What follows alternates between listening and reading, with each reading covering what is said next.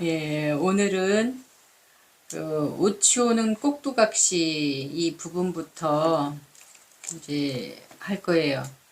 그러니까 오치온이라는 말 자체가 들어도 아직, 그러니까 우리 담마 공부하신 분들은 지금 1년, 2년, 3년 해서 이제 한 10년 되신 분들은 오치온 하면은 이제 그 개념 정리가 이제는 딱 들어와서 오치온이 뭐죠? 하면은 이제 다들 대답을 하실 수가 있어요.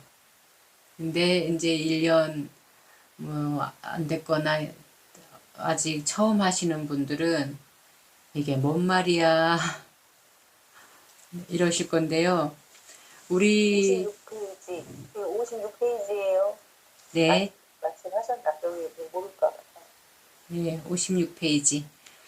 여기에 이제 오치온이라는 말이 나오는데 우리 일반 분들한테는 낯선 말이고 한국 불교를 공부하시는 또는 한국 불교도들도 사실 정확하게 무슨 뜻인지 모르세요. 절에를 아무리 10년, 20년을, 30년을 다녔어도 이런 개념을 정리해주는 또는 설명해주는 그 스님들은 드물거든요. 불교 대학이라고 하는 그 불교 아카데미나 또는 불교 대학이라고 하는 어떤 그 교리 강좌를 하는 곳을 일부러 찾아가서 공부를 했어도 그냥 훅 지나가기 때문에 이 말이 정확하게 무슨 말인지 들은 것 같기는 한데 몰라 이런 또는 아예 이 말 자체를 안 알려주기 때문에 자라고 할지라도 이 설명을 들어본 분도 적고 당연히 누구한테 이게 뭔데 하고 물어보면 당연히 모르실 거예요. 그러니까 모르는 것에 대해서 주눅들지 마세요. 몇 년 공부하셨어도 아직 아리까리 아사모사 하거든요. 그러니까 계속 저는 같은 말 계속 반복할 거거든요. 지금 15년째 계속 같은 말 반복하고 있어요, 사실. 그래도 한두 번이라도 어디선가 들어봤다 그러면은 흔적이, 우리 이 뇌 안에 어떤 흔적이, 스크래치가 좀 남아 있을 거예요. 그 흔적이 있을 거예요. 오치온이라는 말은 그냥 짧게 말하면 탐진치, 그러니까 욕심과 성냄과 어리석음 같은 것들로 물들어 있는 몸뚱이와 느낌과 생각과 기억과 알미라고 아시면 돼요. 우리 그래도 어느 정도 우리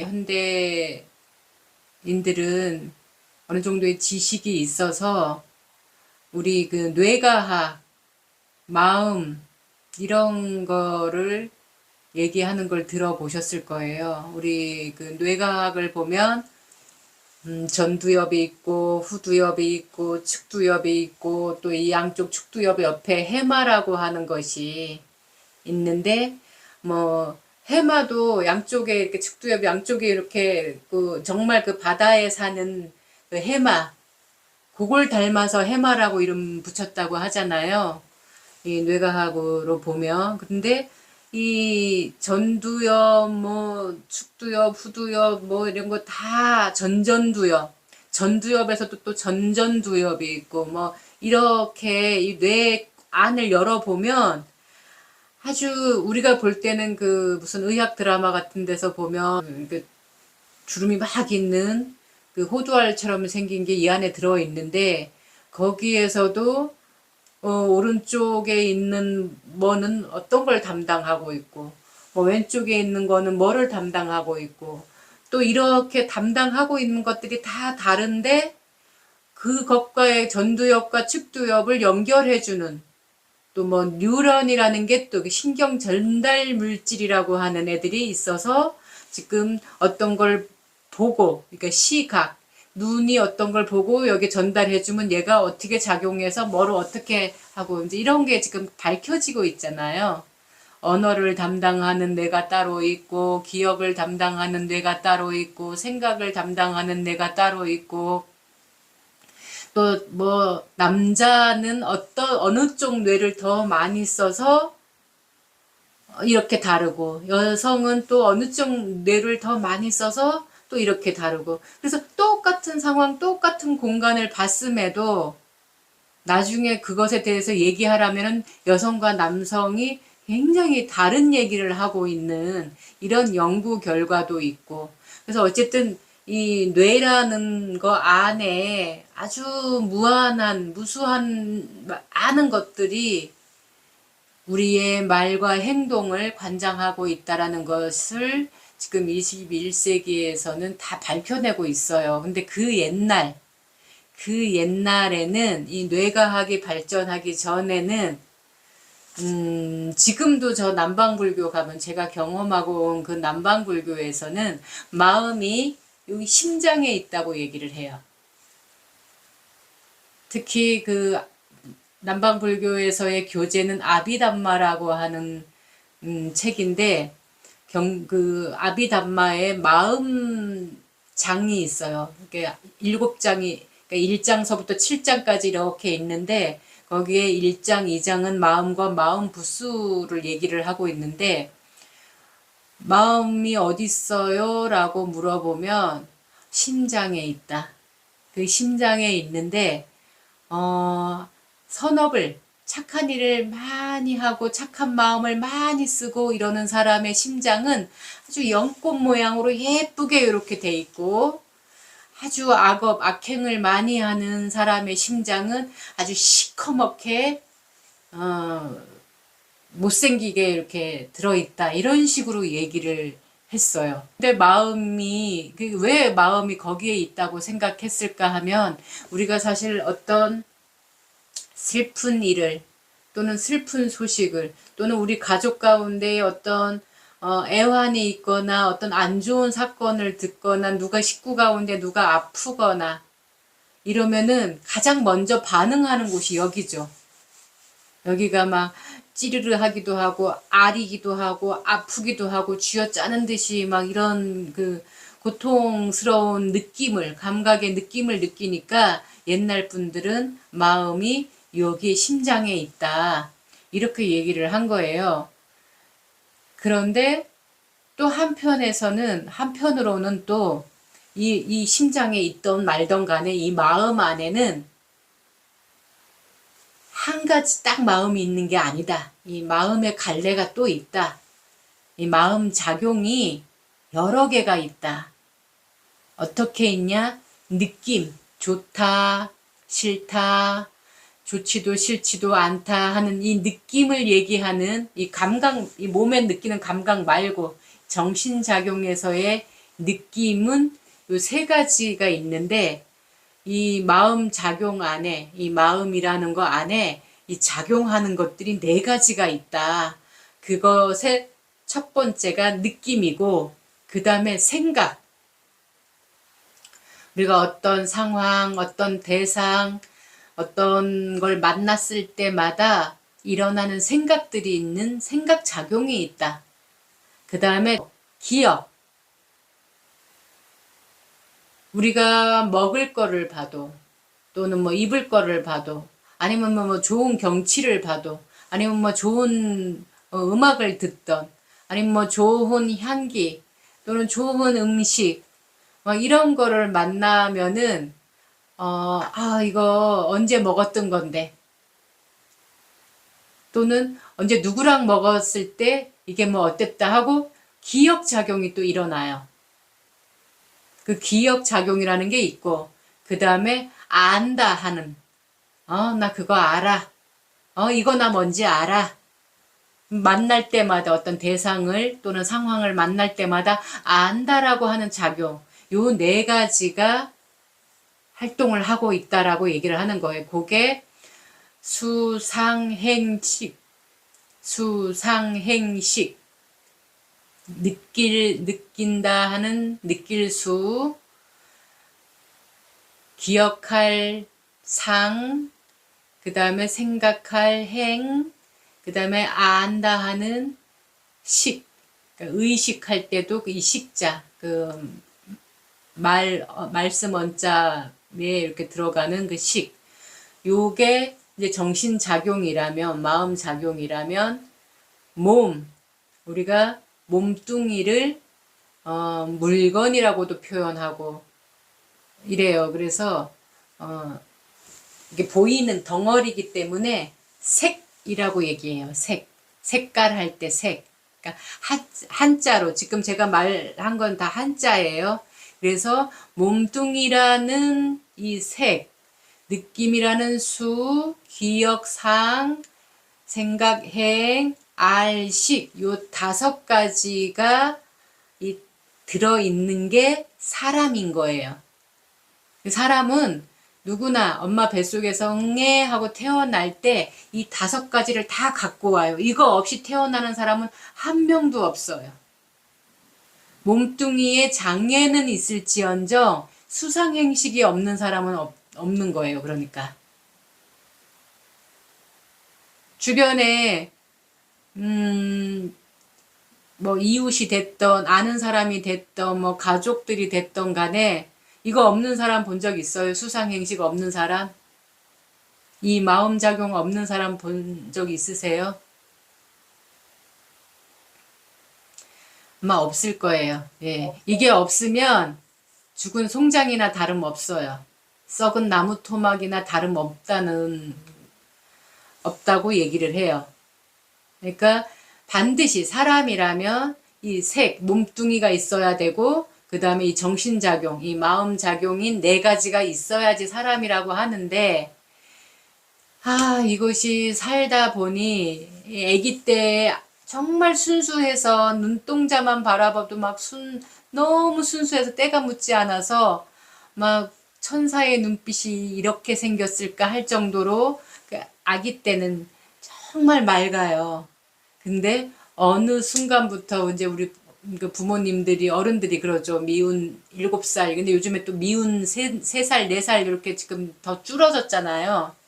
그 7살 옛날에는 보고 듣고 하는 이런 정보력이 한정돼 있다 보니까 한 7살쯤 돼야지 자기 의사 표현을 막 하고 자기 하고 싶은 게 막 생기고 이랬던 것 같아요. 근데 지금은 하도 정보력이 많다 보니까 이미 엄마 뱃속에서 다 커서 나오는 것 같아요, 막. 그래서 벌써 3, 4살 때 자기 의견을 막 얘기해요. 자기 의사 표현을 막 하거든요. 그러면은 이제 미운 3살, 미운 4살 이러고 있잖아요. 그러니까 그 전까지는 욕심도 부릴 줄 몰라. 그냥 오로지 배부르면 되고 잠 자고 싸고 이것밖에는 잘 몰랐어. 그럴 때를 그냥 온 덩어리라고 그래요. 5가지 무덕이라고 얘기를 해요. 우리 아까 색수상 행시. 그러니까 몸뚱이와 마음 작용이 있는 이 5덩어리라고 표현하는 게 오온이에요.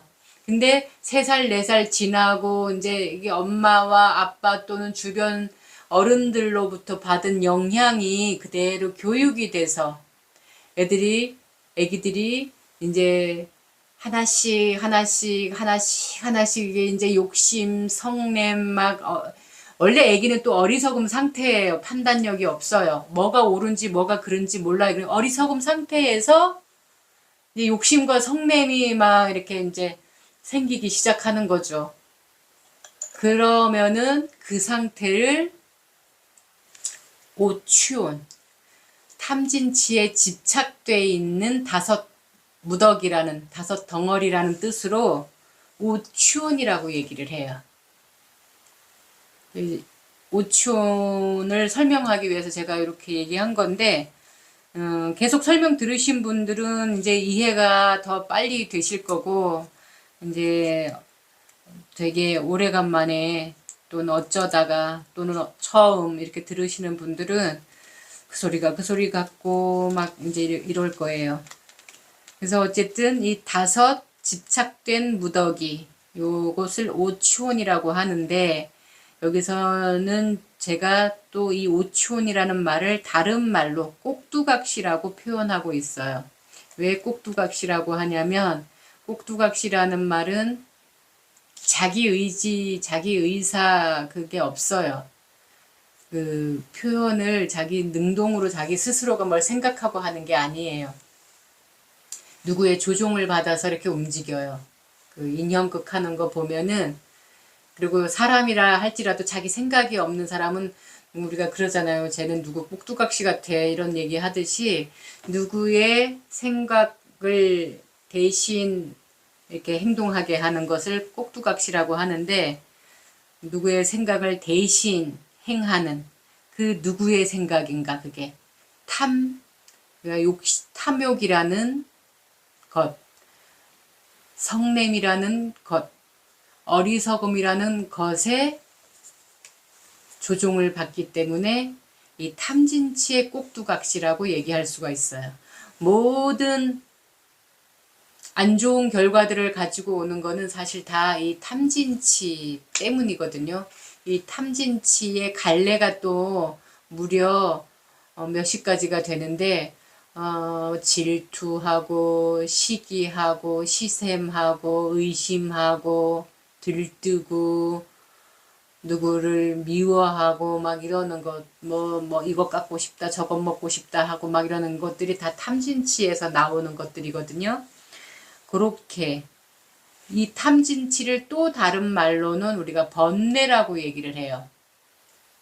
108번뇌 이런 얘기는 들어보셨을 건데, 이 번뇌, 그래서 이 꼭두각시는 이 번뇌에 놀아나는 상태를 꼭두각시라고 한다. 이렇게 이해를 하시면 돼요. 지금 58페이지까지 지금 이렇게 설명을 해드린 거예요.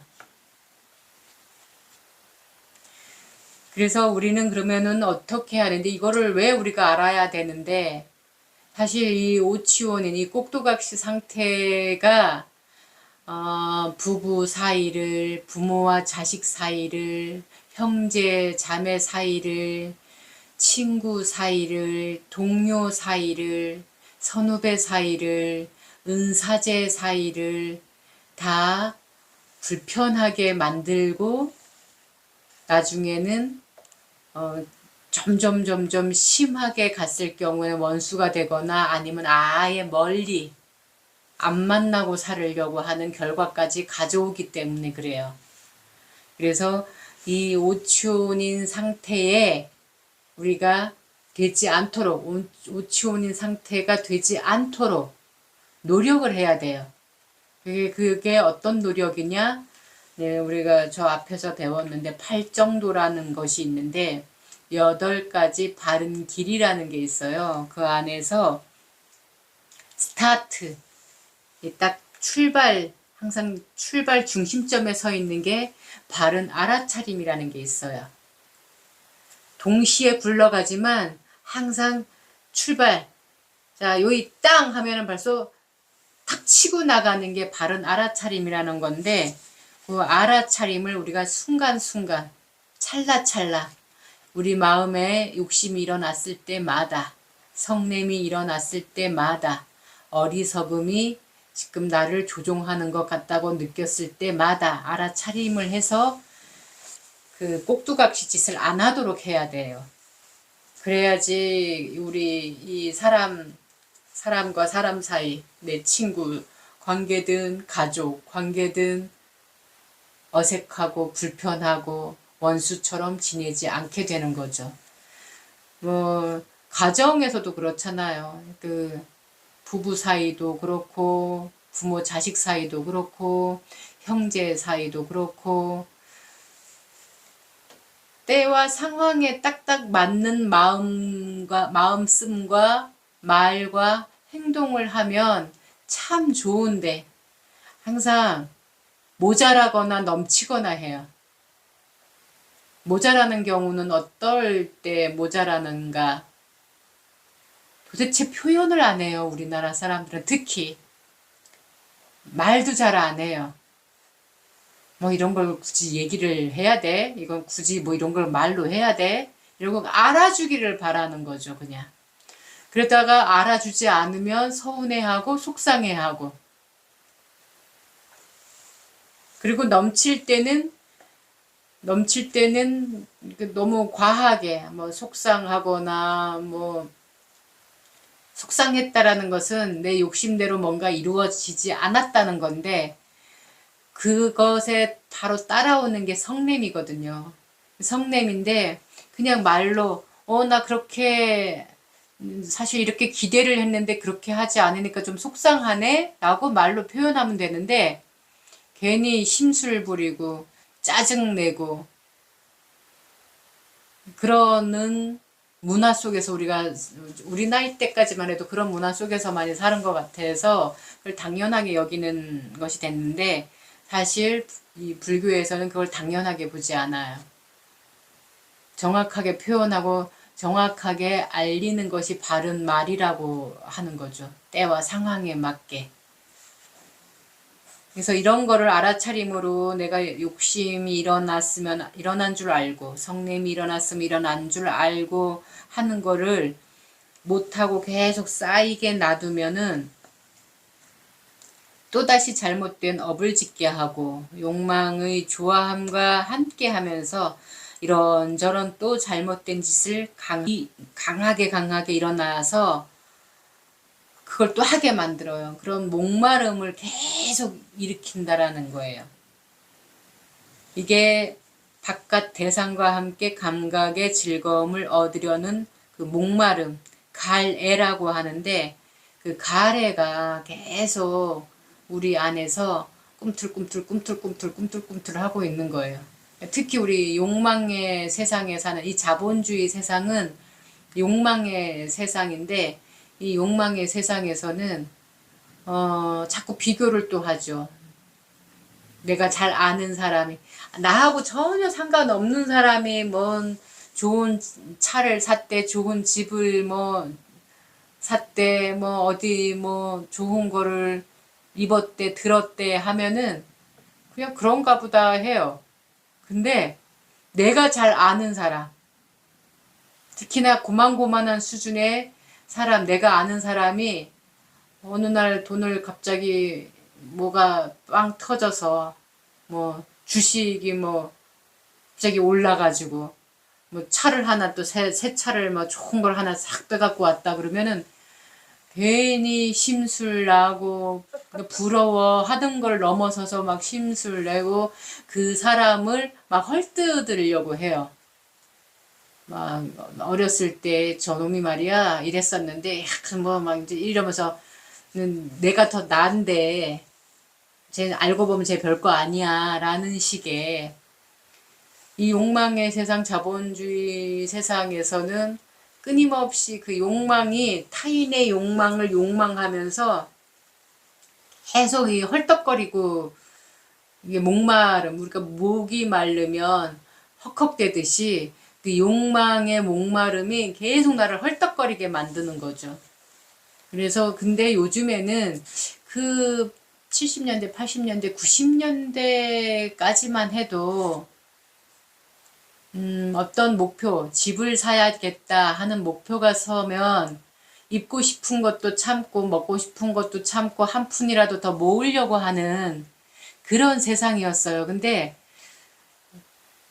2000년 들어서면서 그러니까 뭐 새천년 뭐 밀레니엄 뭐 이런 얘기하면서 갑자기 확 막 뭔가가 좋아진 것처럼 막 일제히 자본가들이 막 선전 홍보 막 이런 거 광고 이런 거를 많이 한 탓인지 마치 잘 입고 잘 먹고 잘 뭘 좋은 걸 타고 뭐 잘 살지 않으면 뒤처지는 것처럼 못나서 그런 것처럼 이런 인식이 되어 있고 지금은 사실 그게 더 심해졌어요.